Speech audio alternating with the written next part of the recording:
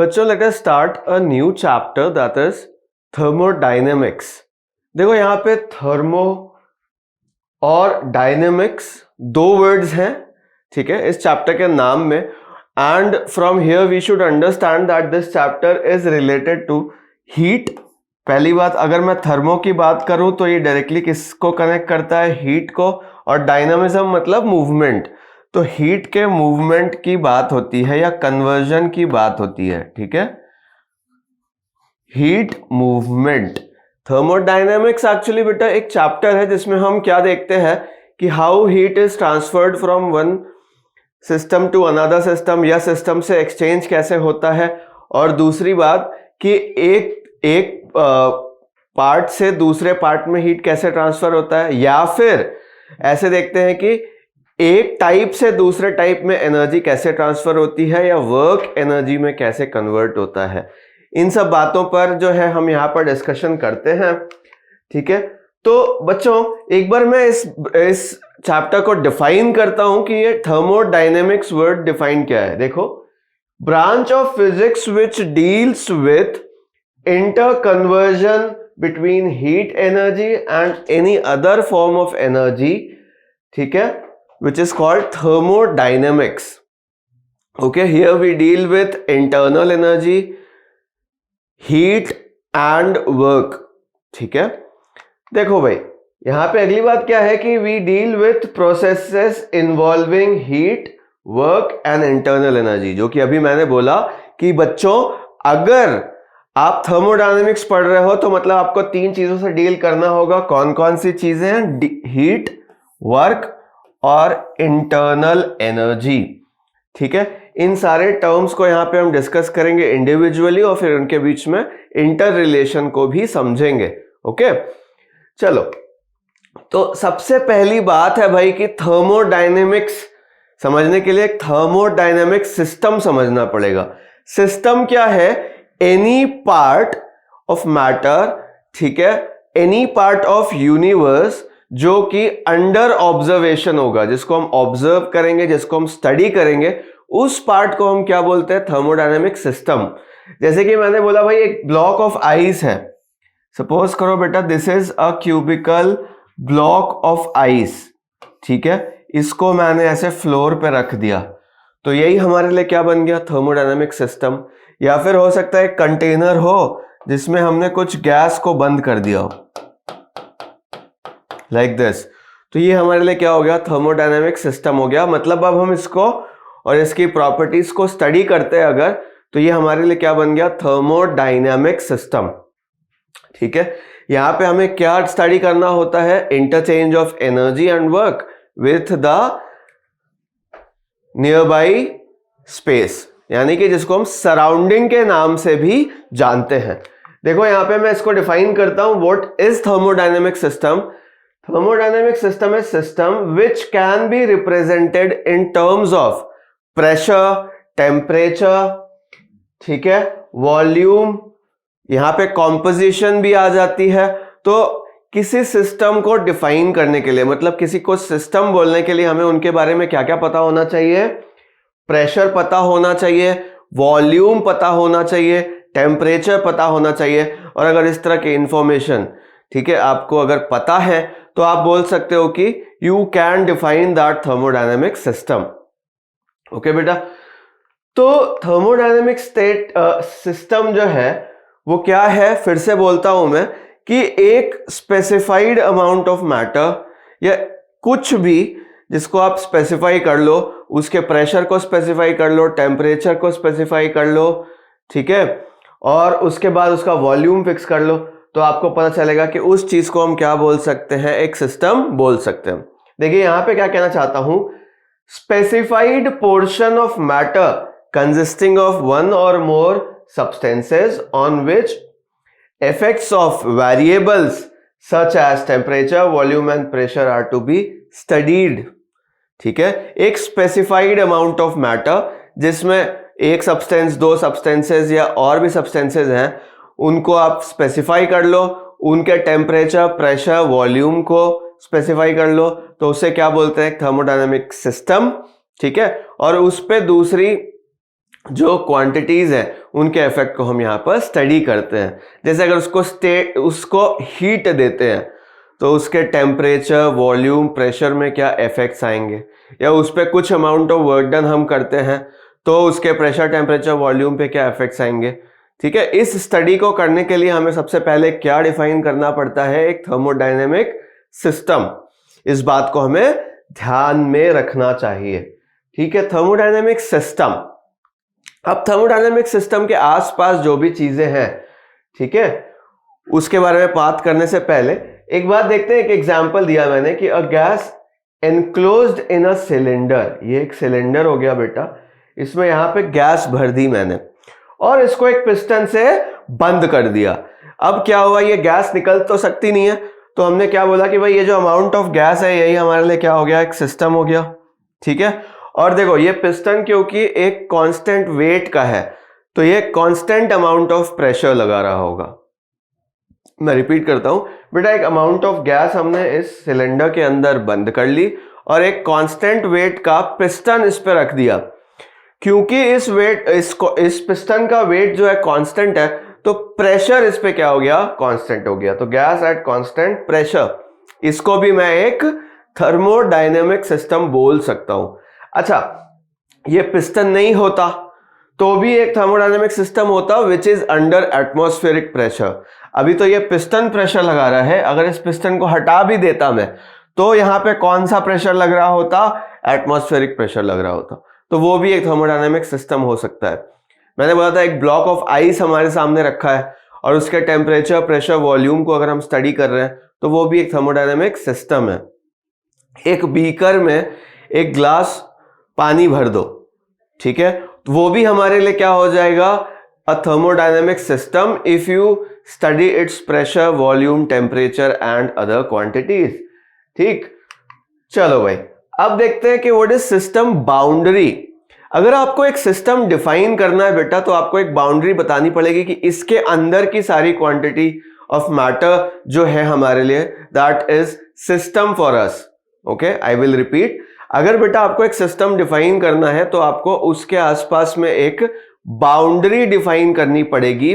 अगर आपने वो बाउंड्री क्लोज मान ली है तो उसके अंदर वाली चीजों को हम एक सिस्टम बोल देते हैं। देखो, boundary is a close surface, boundary is a close surface surrounding a system through which क्या क्या, एनर्जी एंड मास में एंटर और लीव द सिस्टम। ठीक है, बाउंड्री क्या हुआ बेटा, एक सरफेस है सिस्टम के आसपास जिसमें से कभी एनर्जी का एक्सचेंज या कभी मास का एक्सचेंज पॉसिबल होता है। ठीक है, तो जैसे सपोज करो बेटा, मैंने बोला कि अगर एक कंटेनर ऑफ वाटर है यहां पे, ठीक है, तो इसके आसपास ये हमारे लिए क्या हो गया, बाउंड्री हो गई। ठीक, अगर इस कंटेनर को क्लोज कर दूं तो फिर ये क्लोज्ड बाउंड्री सिस्टम हो गया। ठीक है, तो बाउंड्री क्या है, कुछ नहीं है, बस सिस्टम को एनक्लोज करने वाला एक सरफेस है। वो क्लोज्ड भी हो सकता है और वो ओपन भी हो सकता है। अगर उस पर एक लिड लगी है, कैप लगा है कंटेनर पे, तो that is a closed boundary system, और अगर खुला है तो ओपन बाउंड्री सिस्टम हो जाएगा। ठीक है, और उस बाउंड्री के थ्रू क्या क्या एक्सचेंज हो सकता है, कभी मास एक्सचेंज हो सकता है और कभी एनर्जी। एनर्जी एक्सचेंज का मतलब क्या है, सपोज करो मैंने इसके नीचे एक फ्लेम, एक फायर यहां पे क्रिएट कर दी, तो इसमें हीट अंदर जा सकती है। ठीक है, इसको बोलेंगे कि हीट एक्सचेंज इज अलाउड। लेकिन क्योंकि इस पे कैप लगा हुआ है बेटा, तो I can not add more water, तो यहां पे मास अलाउड नहीं है।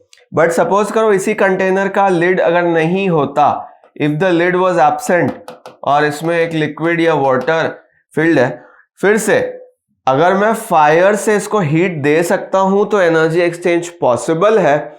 और बच्चे अगर इसमें मैं वाटर भी ऐड कर दूं तो मतलब मास भी पॉसिबल है एक्सचेंज होना।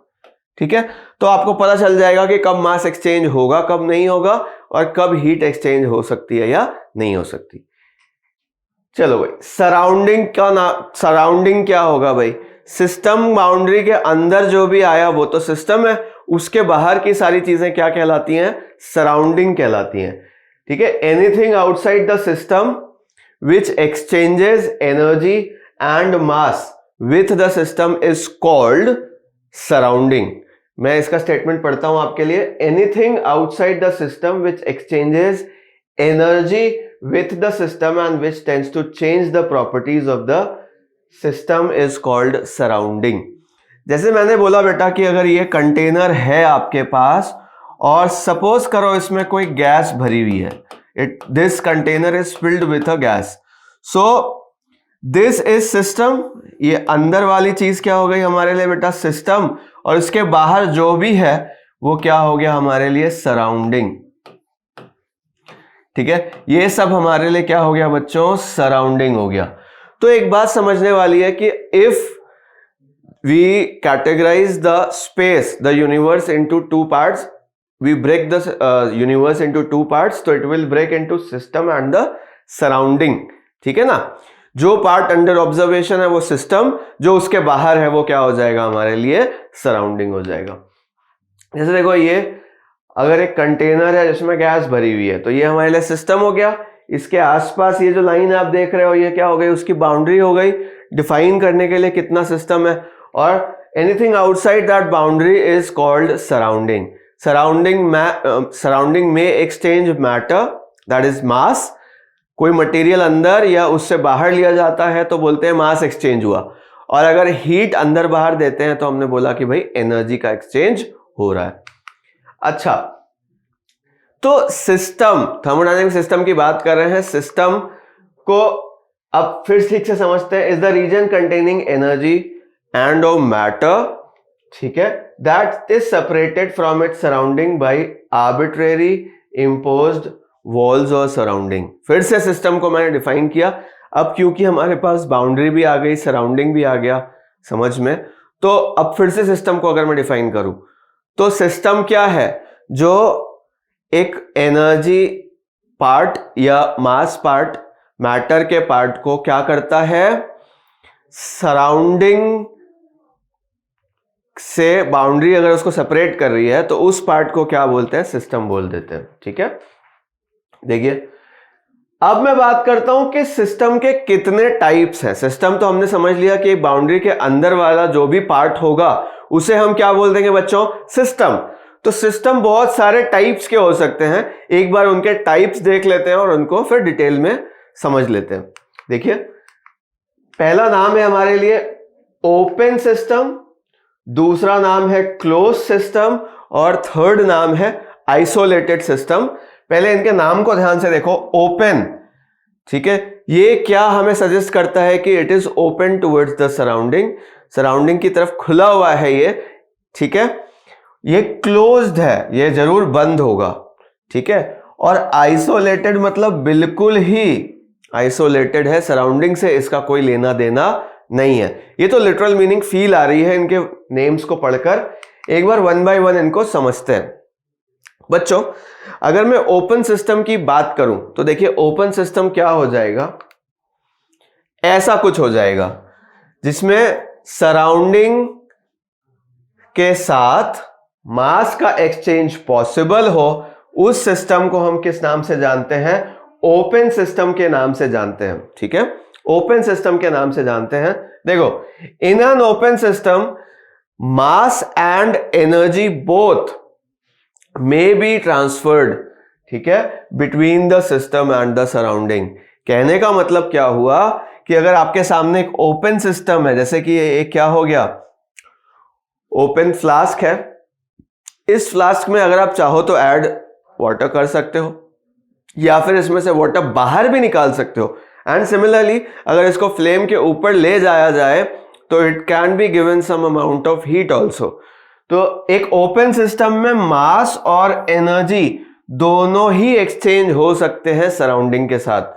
उस तरह के सिस्टम को हम क्या बोलते हैं, ओपन सिस्टम। जैसे सपोज करो बेटा, आपके पास एक पैन है ऐसा, ठीक है, हैंडल हो गया ये, और इस पैन में मैंने कुछ ब्लॉक्स ऑफ आइस रख दिए बेटा, सपोज करो ऐसे, ठीक है, और इसको फिर धीरे से हीट करना शुरू कर दो। Now what will you see that what will happen, that it will start to melt, ठीक है, और इसमें से हो सकता है कि थोड़ा सा स्टीम बाहर भी चला जाए। तो सिस्टम के बीच में क्या हो सकता है, सराउंडिंग के साथ एक्सचेंज ऑफ मास भी हो सकता है, आप इसको हीट भी कर सकते हो, तो exchange of energy is also possible. तो ओपन सिस्टम बिल्कुल ही क्लियर हो गया होगा आपके सामने कि जब exchange of energy and mass both is possible, then that type of system is called open system, ठीक है। दूसरा सिस्टम जो हमारे लिए बच्चों होता है, that is called closed system, that is called closed system. Close system देखो, ऑब्वियसली आपके सामने एक फ्लास्क ले आया मैं और इसके ऊपर क्या लगा दिया मैंने, टाइट करके कॉर्क लगा दिया। तो अगर इसको कॉर्क से क्लोज कर दिया बच्चों, तो क्या इसमें आप एक्स्ट्रा वाटर ऐड कर सकते हो? आपका आंसर होगा कि इसमें हम एक्स्ट्रा वाटर ऐड नहीं कर सकते, तो मास कैंसिल हो गया, मास का एक्सचेंज पॉसिबल यहां पे नहीं है। बट क्या फिर भी अगर एक ग्लास वर्ल्ड फ्लास्क यहां पे रखा है, तो क्या इसको हीट कर सकता हूं मैं? क्या मैं इसको फ्लेम पे रखूं तो ये हीटेड अप हो जाएगा?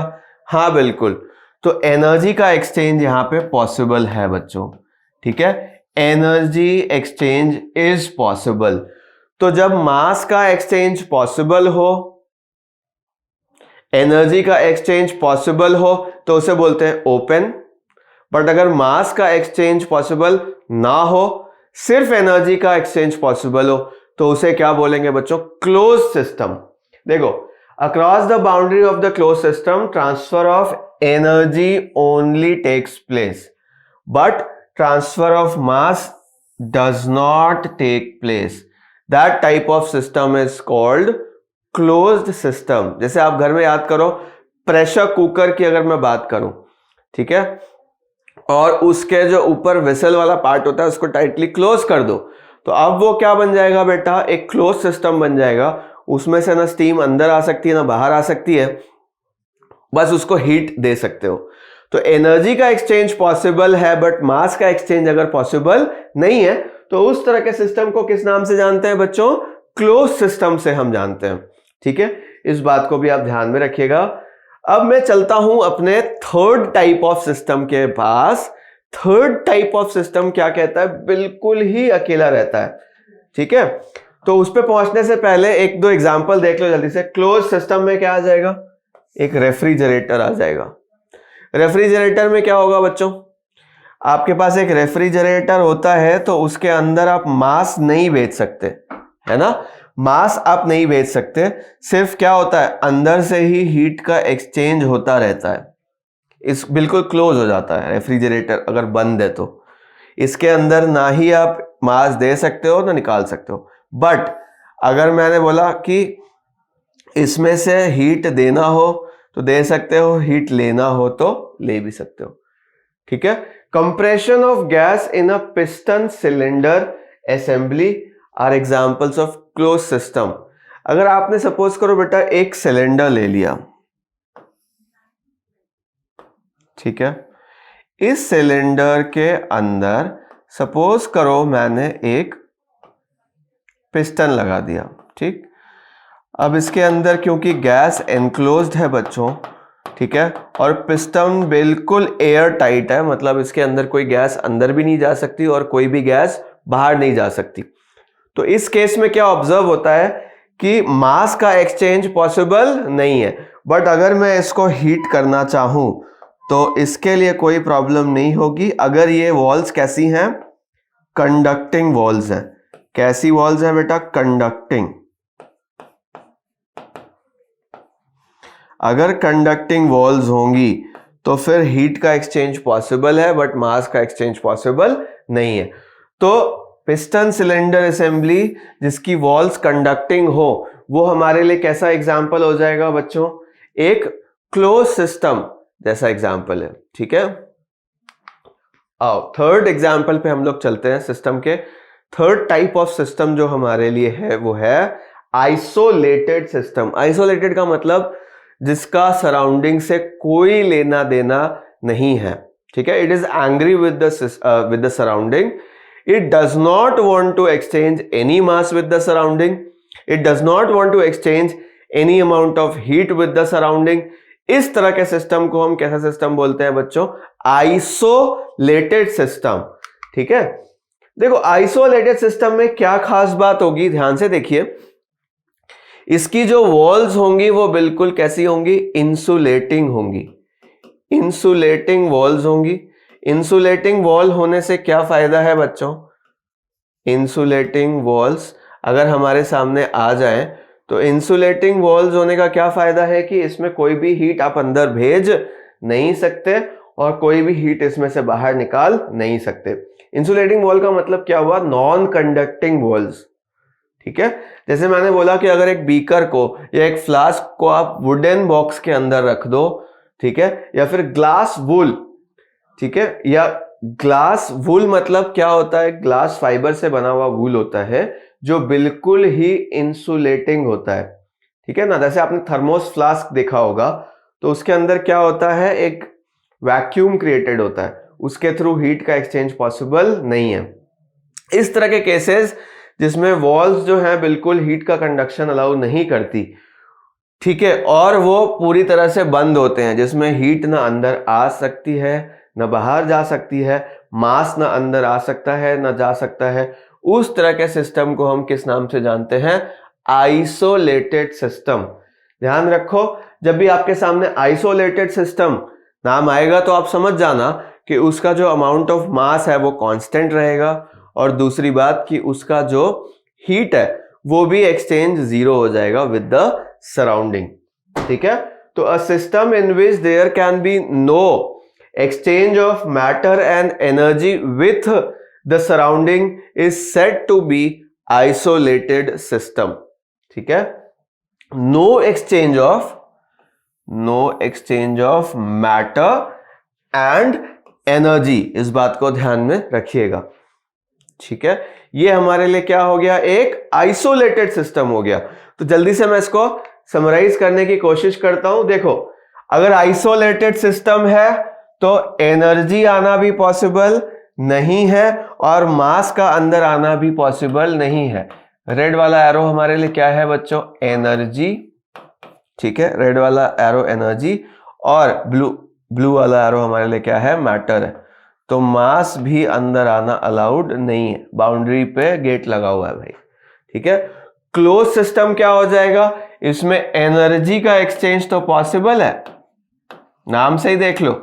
सिर्फ किसका आना पॉसिबल नहीं है? मास का इंटरचेंज, मास का exchange with the surrounding possible नहीं है बच्चों। और जो ये लास्ट सिस्टम आप देख रहे हो, ओपन सिस्टम, इसमें क्या होता है? सब कुछ आना जाना अलाउड है, इसके गेट्स ओपन है, हीट भी अंदर दे सकते हो, ले सकते हो, और मास भी अंदर डाल सकते हो या बाहर निकाल सकते हो। तो जनरली जो भी ओपन कंटेनर्स होते हैं उनको ओपन सिस्टम बोल देते हैं, जिसमें कंटेनर्स क्लोज्ड हो बट कंडक्टिंग वॉल्स हो, वो क्लोज सिस्टम हो जाएंगे। और जो क्लोज्ड बाउंड्री वाले कंटेनर्स हैं और जो इंसुलेटिंग वॉल्स से बने हुए हैं, उस तरह के सिस्टम को हम क्या बोलते हैं? आइसोलेटेड सिस्टम बोल देते हैं। ठीक है, तो ये हुई हमारे लिए टाइप ऑफ सिस्टम की बात। ठीक, अब जो हमें अगली चीज पढ़नी है वो है उसके कॉम्पोजिशन के हिसाब से डिवीजन ऑफ या की कैटेगराइजेशन ऑफ सिस्टम। तो सबसे पहले मैंने बोला बेटा कि हेट्रोजीनस सिस्टम क्या होगा? हेट्रोजेनस सिस्टम होगा, आपने सुना होगा हेट्रोजेनस मिक्सचर और होमोजेनस मिक्सचर। हेट्रोजेनस क्या होता है? जिसमें सेम टाइप की कॉम्पोजिशन हर जगह नहीं होती। जैसे मैंने बोला भाई हेट्रोजीनस मिक्सचर क्या हो जाएगा? तो अगर आप इसमें क्या क्या डाल दो, जैसे सपोज करो मैंने इसमें डाल दिया सैंड और इसमें डाल दिया वाटर, ठीक है, तो ये दोनों ऑब्वियसली एक दूसरे के साथ बिल्कुल कंप्लीटली मिक्स होने वाले नहीं है।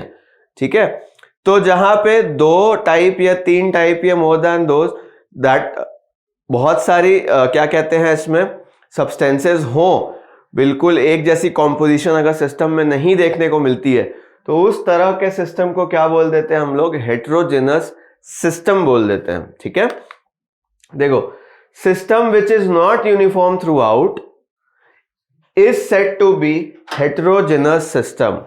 जो पूरी तरीके से यूनिफॉर्म नहीं होता उसे किस नाम से जानते हैं हम लोग? Heterogeneous system. एक एग्जांपल देता हूं, जैसे सपोज करो बच्चों आपके पास एक कंटेनर है, इसमें आपने इममिसिबल लिक्विड्स को फिल कर दिया। जैसे सबसे पहले आपने सपोज करो इसमें फिल किया वाटर, फिर उसके बाद आपने इसमें एक और लिक्विड फिल कर दिया, सपोज करो कोई ऑयल, ठीक है। तो ये कैसा सिस्टम हो गया? अब हेटेरोजेनस सिस्टम हो गया। हेटेरोजेनस सिस्टम का क्या मतलब समझेंगे बच्चों? कि इसकी जो कॉम्पोजिशन है, ठीक है, वो हर जगह यूनिफॉर्म नहीं है। यहां से उठाते हो अगर कोई पार्ट ऑफ द सिस्टम तो उसमें मटेरियल अलग टाइप का है, नीचे से उठाते हो तो मटेरियल अलग तरह का है। तो जहां पे कॉम्पोजिशन बिल्कुल यूनिफॉर्म नहीं होगी उसे किस तरह के सिस्टम से हम जानेंगे? हेटेरोजेनस सिस्टम के नाम से जानेंगे। इस बात को ध्यान में रखिए, ठीक है। अब अगर मुझे बात करनी हो उसके सेकेंड टाइप की, तो वो कौन सा सिस्टम हो जाएगा? होमोजेनस, ठीक है। होमोजेनस में क्या होगा? ऑब्वियसली जैसा नाम सजेस्ट कर रहा है कि इसमें कॉम्पोजिशन कंप्लीटली कैसी होगी? यूनिफॉर्म होगी। उस तरह के सिस्टम को कैसा सिस्टम कहते हैं? एक होमोजेनस सिस्टम कहते हैं। जैसे सपोज करो बेटा इसमें गैस ए फिल कर दी मैंने, गैस ए, और इसमें एक और गैस फिल करी मैंने, गैस बी, ठीक है। अब जैसे ही इसको छोड़ते हो इस सिस्टम को, थोड़ी देर में क्या होता है? गैस ए और गैस बी यूनिफॉर्मली एक दूसरे के साथ मिक्स हो जाती हैं और अब कॉम्पोजिशन हर जगह क्या है? बिल्कुल यूनिफॉर्म है। जैसे सपोज करो गैस ए के लिए मैंने बोला कि बच्चों ब्लू डॉट्स हो गए, और सपोज करो गैस बी का जो कलर है वो रेड डॉट्स हो गए। तो क्योंकि बिल्कुल यूनिफॉर्मली डिस्ट्रीब्यूटेड है इस बॉक्स के अंदर गैस ए और गैस बी दोनों, तो वो कैसा सिस्टम हो जाएगा? होमोजेनस सिस्टम हो जाएगा। सबसे सिंपल एग्जांपल क्या हुआ होमोजेनस सिस्टम का? कि अगर एक प्योर सॉलिड आप ले लो या प्योर लिक्विड कहीं पे ले लो, तो वो सिस्टम कंप्लीटली कैसा है? होमोजेनस है, और वो सिस्टम भी कैसा कहलाएगा? होमोजेनस सिस्टम, ठीक है। ये हुई दोनों categories on the basis of composition. अगर यूनिफॉर्म है तो होमोजेनस, नॉन यूनिफॉर्म है तो हेटेरोजेनस, ठीक है बच्चों let us discuss thermodynamics variables of a system, ठीक है। थर्मोडायनेमिक्स वेरिएबल्स क्या हैं? Those variables which can be used to define a system are called thermodynamic variables। कौन कौन से हैं वो देखते हैं हम लोग पहले। तो कॉम्पोजिशन, टेम्परेचर, वॉल्यूम और प्रेशर, ये जो चार क्वांटिटीज आप देख रहे हैं ये क्या हो गई? थर्मोडायनेमिक वेरिएबल्स हो गए। इनके टर्म्स में ही हम लोग किसी सिस्टम को डिफाइन कर सकते हैं। इसका मतलब क्या हुआ बच्चों? कि अगर आपको एक सिस्टम को बताना है कि अभी ये किस स्टेट में है, ठीक है, तो आपको उस स्टेट को डिफाइन करने के लिए उसका टेम्परेचर बताना पड़ेगा, उसका वॉल्यूम बताना पड़ेगा, उसका प्रेशर बताना पड़ेगा और उसका जो कॉम्पोजिशन है वो भी बताना पड़ेगा। तब आप बताओगे कि सिस्टम अभी इस स्टेट में है। सपोज करो आप उसको आप कोई प्रोसेस के थ्रू ले जाते हो, सपोज करो उस पर कुछ हीट दी जाती है किसी सिस्टम में, और उसके बाद आप देखते हो कि ये सिस्टम में जो ये क्वांटिटीज हैं जैसे कॉम्पोजिशन, टेम्परेचर, वॉल्यूम और प्रेशर, ये सब चेंज हो गए। तो ऐसा होने पे क्या होगा? फिर से आप डिफाइन करोगे कि सिस्टम अब किसी और स्टेट में पहुंच गया है, ठीक है। तो किसी सिस्टम को डिफाइन करने के लिए कंप्लीटली आपको कुछ क्वांटिटीज की जरूरत पड़ती है और उन्हीं को क्या बोलते हैं? थर्मोडायनामिक वेरिएबल्स, ठीक। अच्छा भाई, अब मैं कहूंगा कि थर्मोडायनामिक वेरिएबल्स कैसे काम करते हैं। ये वैसे ही काम करते हैं जैसे आप समझ लो किसी बॉडी या किसी पॉइंट का पोजीशन बताना हो आपको, तो आप क्या करते हो बच्चों? आप जो है किसी पॉइंट का पोजीशन बताने के लिए कौन कौन से वेरिएबल्स को डिफाइन करते हो? जैसे सपोज करो यार ये एक्स एक्सिस है बच्चों, ये क्या है उसके लिए? वाई एक्सिस, और ये हो गया उसके लिए जेड एक्सिस। अब आप कैसे भी कहीं एक पॉइंट को देखते हो और आपको बताना हो कि भाई इसकी पोजीशन क्या है, तो सबसे पहले आप उसका एक्स कोऑर्डिनेट ढूंढते हो। सपोज करो उसका एक्स कोऑर्डिनेट आया x0, फिर आप उसका y कोऑर्डिनेट देखते हो, आप बोलते हो उसका y पोजीशन है y0। सिमिलरली आप क्या करते हैं, उसका z कंपोनेंट ढूंढने की कोशिश करते हैं, है ना। सपोज करो उसका z कोऑर्डिनेट कितना हो गया, कुछ z0 आ गया। तो अब जो है आप ये जो पॉइंट देख रहे हो इसका आप क्या डिफाइन कर सकते हो, पोजीशन। तो बच्चों इसी तरीके से सिस्टम को डिफाइन करने के लिए, ठीक है, यहां पे सपोज करो कुछ और था, इस पॉइंट पे जब मैं डिफाइन करूंगा तो कुछ और हो जाएगा। तो बच्चों जब भी हम किसी सिस्टम को डिफाइन करते हैं तो उसकी ऐसा समझ लो पोजीशन डिफाइन कर रहे हैं, ठीक है। स्टेट मतलब उसकी पोजीशन, और उस पोजीशन को डिफाइन करने के लिए हमको इन सारी क्वांटिटीज की जरूरत पड़ती है। कौन कौन सी? कॉम्पोजिशन, जनरली ये मोल्स में डिफाइंड होती है, टेम्परेचर, वॉल्यूम और प्रेशर। अगर इन चारों क्वांटिटीज के बारे में आपको इंफॉर्मेशन मिल जाती है तो आपको सिस्टम के स्टेट के बारे में इंफॉर्मेशन मिल जाती है, ठीक है। तो थर्मोडायनेमिक स्टेट, मैंने कई बार अभी जब पहले बात कर रहे थे हम लोग वेरिएबल्स के बारे में, तो स्टेट का नाम लिया था। समझते हैं कि एक थर्मोडायनेमिक स्टेट का मतलब क्या होता है। देखो, state of a system can be described bye composition, temperature, volume and pressure. मतलब एक डिफाइंड कॉम्पोजिशन, प्रेशर, वॉल्यूम और टेम्परेचर जब किसी चीज के बारे में पता होते हैं तो वो उसका स्टेट कहलाता है, ठीक है। The system is in that state. अगर उसमें से कुछ भी आप चेंज कर देते हो, या पोजीशन, या टेम्परेचर, या वॉल्यूम, या प्रेशर, या मल्टीपल क्वांटिटीज चेंज कर देते हो, टेम्परेचर वॉल्यूम चेंज हो गया, वॉल्यूम प्रेशर चेंज हो गया, तो उस केस में बच्चों हम बोलते हैं कि state of the system has changed, ठीक है। जैसे सपोज करो मैंने बोला कि एक सिस्टम है, हमारे पास एक कंटेनर के अंदर एक गैस है, और मैंने बोला कि अभी उसका टेम्परेचर 300 केल्विन है और 10 टू पावर 5 पास्कल प्रेशर है, और वॉल्यूम है सपोज करो इसका 4 मीटर क्यूब। तो ये हमारे लिए क्या हो गया बच्चों, स्टेट ऑफ सिस्टम हो गया ऐसा। अब सपोज करो उसको थोड़ी देर हम लोग हीट देते हैं, और हीट देने के बाद अब इसी कंटेनर की जो सिचुएशन है वो कुछ ऐसी है। सपोज करो वो 400 केल्विन पे है, ठीक है, और प्रेशर उसका सपोज करो कि 2 इंटू 10 टू पावर 5 पास्कल बन गया, ठीक है, और वॉल्यूम इसका कुछ और बन गया। तो इस केस में देखो क्या चेंज हो गया है, वॉल्यूम सपोज करो चेंज नहीं हुआ और वही रख देते हैं हम लोग बच्चों। तो इस केस में हम लोग क्या ऑब्जर्व करते हैं कि पहले कुछ और सिस्टम था, अब कुछ और सिस्टम है। तो सिस्टम का मतलब क्या हुआ, एक set of composition, temperature, pressure और वॉल्यूम, ठीक। चल, तो अगर एक सिस्टम होमोजेनस है, इसका मतलब उसका कॉम्पोजिशन फिक्स्ड है, अमाउंट ऑफ मास फिक्स्ड है, ठीक है, अमाउंट ऑफ मैटर फिक्स्ड है, तो फिर क्या क्या बचा।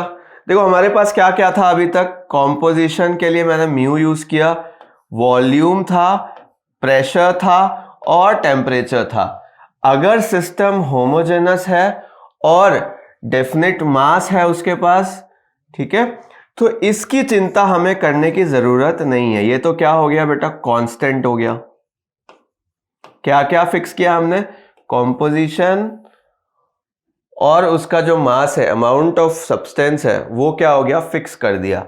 अब किसके बारे में बात हमें करनी होती है सिस्टम को डिफाइन करने के लिए, वॉल्यूम, प्रेशर और टेम्परेचर, ठीक है। चार चीजें थी, अगर एक को आपने फिक्स कर लिया सिस्टम में, तो सिस्टम को डिफाइन करने के लिए अब सिर्फ 3 चीजों की जरूरत पड़ती है, वॉल्यूम, प्रेशर और टेम्परेचर। ये बिल्कुल वैसे ही एक्ट करते हैं जैसे 3 कोऑर्डिनेट्स होते हैं किसी पॉइंट ऑब्जेक्ट के, ठीक है।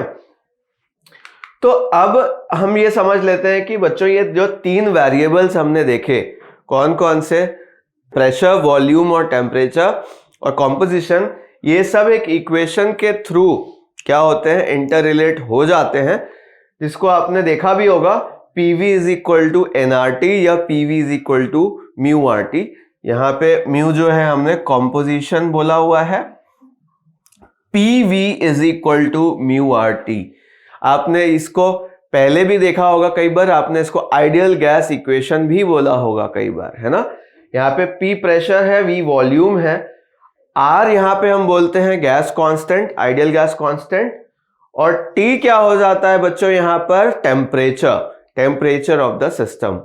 तो अगर आपके पास ये रिलेशन है जहां पे आपने म्यू को कांस्टेंट कर दिया, आर को कांस्टेंट कर दिया, ठीक है, तो अगर आपको ये दो क्वांटिटीज पता हो, कोई भी दो क्वांटिटीज, तो तीसरी अपने आप डिफाइंड हो जाती है। कहने का मतलब क्या हुआ, PV is proportional to T। तो अगर आप इसमें से P को और T को पता कर लो तो V ऑटोमेटिकली पता चल जाएगा। अगर P और V पता है तो टेम्परेचर पता चल जाएगा। तो कोई भी दो क्वांटिटीज, इन तीनों में से कोई भी दो क्वांटिटीज अगर आपको पता होती हैं बच्चों, तो तीसरी ऑटोमेटिकली आपके पास रहती है। इस बात को भी ध्यान में रखिएगा। क्या कहना चाहता था मैं, कि अगर thermodynamic state of the system is its condition, ठीक है, as identified by two independent thermodynamic variables. Thermodynamic state जो है वो क्या है, उसकी कंडीशन है जो कि डिफाइन हो जाती है सिर्फ दो वेरिएबल की हेल्प से। या तो आप ले लो PV, या ले लो PT, या ले लो VT। इनमें से PV में PV और T में से कोई भी दो वेरिएबल अगर आपको पता हो तो थर्ड वेरिएबल वैसे भी नोन रहेगा, क्योंकि आपके पास एक रिलेशन थी PV is equal to mu R T. ठीक है बच्चों, इस बात को भी हमें ध्यान में रखना चाहिए। तो स्टेट निकालने के लिए आपको बहुत बड़ा काम नहीं करना है, सिर्फ कोई दो वेरिएबल्स PVT में से कोई भी दो वेरिएबल्स अगर आपको पता है तो आपके पास सारी इंफॉर्मेशन है उस सिस्टम के बारे में। टेम्परेचर ऑटोमेटिकली निकल जाएगा अगर PV पता हो तो, अगर V और T पता है तो प्रेशर निकल जाएगा, और बच्चों अगर P और T पता है तो वॉल्यूम निकल जाएगा। कोई यहाँ पे बड़ी बात नहीं है, इस बात को हमें ध्यान में रखना चाहिए। इस रिलेशन के थ्रू स्टेट को आसानी से डिफाइन किया जा सकता है with any two known quantities, ठीक है, among P, V and T।